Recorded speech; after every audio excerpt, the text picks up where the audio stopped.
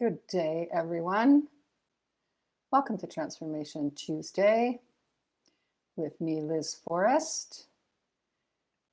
If you are here with me live, say hello in the comments, introduce yourself.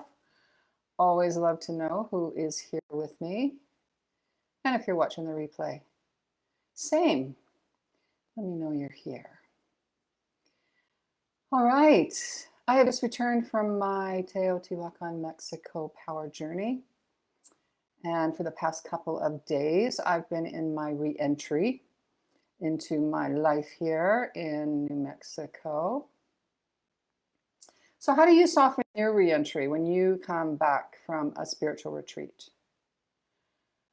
What supports you to continue what you have received from the retreat time?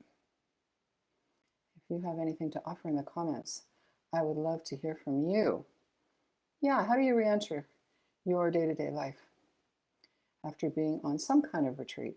So, I'm referring to any kind of retreat that creates space to go inward with yourself, a yoga retreat or meditation retreat or a church retreat. There's many, many different kinds of retreats that create space and time for us to be just with ourselves. I'm not talking about a holiday or a vacation. That's different than a retreat. They're fabulous too, but that's not really what I'm talking about today. Okay, so we all have responsibilities we know to meet in our day-to-day lives with our work and our families and our commitments. And it can be very challenging to find our footing, our balance, when we return from a slower, more reflective time where we're taken care of in ways on retreat that we often don't receive in our daily lives. Isn't that true? Where we go to the pyramids of Teotihuacan, we are looked after with such love and care. We're cooked for and supported in all the ways that are so necessary to be on retreat with ourselves. So here's some of the ways that I'm working with my re-entry for the next few days.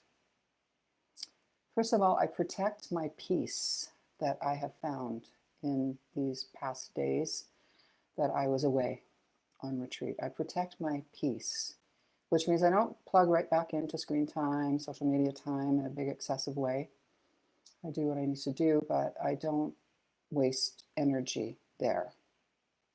I also avoid social time for a few days. Yeah, avoid social time. I avoid stressful conversations, difficult conversations, maybe places of conflict. I just wait on that. Give myself some time. And I continue my practices to support what I received in the retreat. Often with my students that journey with me, there is this confusion somehow coming near the end of a retreat that the energy or the insights or the big even breakthroughs that they have experienced in the retreat stays at the retreat. That those changes they experience there don't come home with them. Yeah, like it stays there and they come home and resume. But that's because the changes and the new vision that you hold for yourself when you're on retreat and that you have in your intent to create in your home life has not had the space to integrate into your life fully. Yeah, so keeping consistent with practice, whatever your practices are. Meditation, journaling, for us it's a specific practice from the Toltec lineage. Whatever it is for you, that's integration. And that helps you embody the changes that you want to make come to fruition in your day-to-day life. Yeah, consistency with your practices. And also grounding activities. When I came home the very next day, the No Kings March was happening here in Albuquerque. Thousands and thousands and thousands of people. So amazing and wonderful. Had taken to the streets, so it was very active here, energetically. And I did not physically participate because I had just come home and everything that I'm talking about, I needed to take time for myself to re-enter. So I spent the day planting baby plants in my garden. So grounding to be in the earth and the water with my hands. I cooked some of my favorite nutritious foods to ground me with the preparation and to ground my body with familiar healthy foods that I was needing. Very grounding. So what are some of the things that you do to re-enter into your day-to-day after time away with yourself?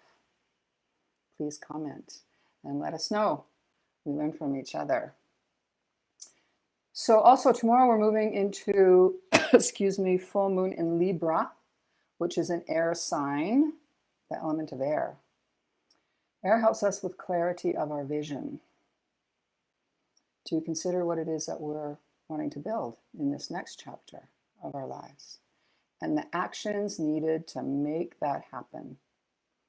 Yeah, element of air, very helpful. And some chapters are closing and new doors are opening, because that's what this journey of life is, isn't it? Yeah, something's complete and then new doors open. And our full moon tomorrow is in complete alignment with the spring equinox that we just came through, where we planted our seeds of intent to create more of the life we truly want to be living. Yeah, so take a little time in the full moon tomorrow to open to the element of air, to clarify your vision for your seeds of intent of this spring equinox. So I invite you to join me tonight and some of my community on Zoom to sit at my altar for 1 hour, 7 to 8 Pacific, 8 to 9 Mountain, in silence, to take the kind of space I'm talking about. Take the space for yourself to simply relax and be, rather than do. Yeah, relax and be, instead of the doing. To receive whatever insights are waiting for you to hear. We have to get quiet to hear. Yes, so if you would like to join me and some of my community, type meditation in the comments and I will be so happy to send you the link for you to join us for that 1 hour. So thank you for joining me on Transformation Tuesday. Always love to be here with you. And I will see you next week. Take the best care of yourself and enjoy your practices. I send you all my love.